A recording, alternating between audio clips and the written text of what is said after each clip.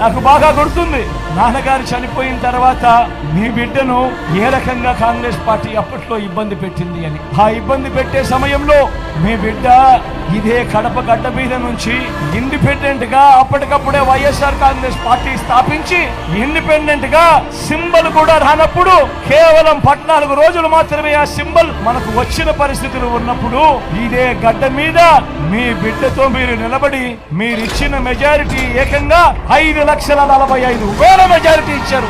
ఆ ఇచ్చిన మీ మెజారిటీతో మీ బిడ్డ ఢిల్లీలో ప్రమాణ స్వీకారం చేస్తా ఉంటే పార్లమెంట్ భవనంలో ఉన్న ప్రతి తలకాయ కూడా ఎవరి జగన్ అని చెప్పి చూశారు. ఆ రోజు అంతటి చైతన్యం ఉన్న జిల్లా నా కడప జిల్లా. ఇటువంటి కడప రాజకీయాన్ని, మన ప్రజల ప్రయోజనాలను, వైఎస్ఆర్ మీద అభిమానం ఉన్న మన ప్రజలు నిర్ణయించాలా, లేక వైఎస్ఆర్ అనే పేరే కనపడకుండా చేయాలని ప్రయత్నిస్తా ఉన్నా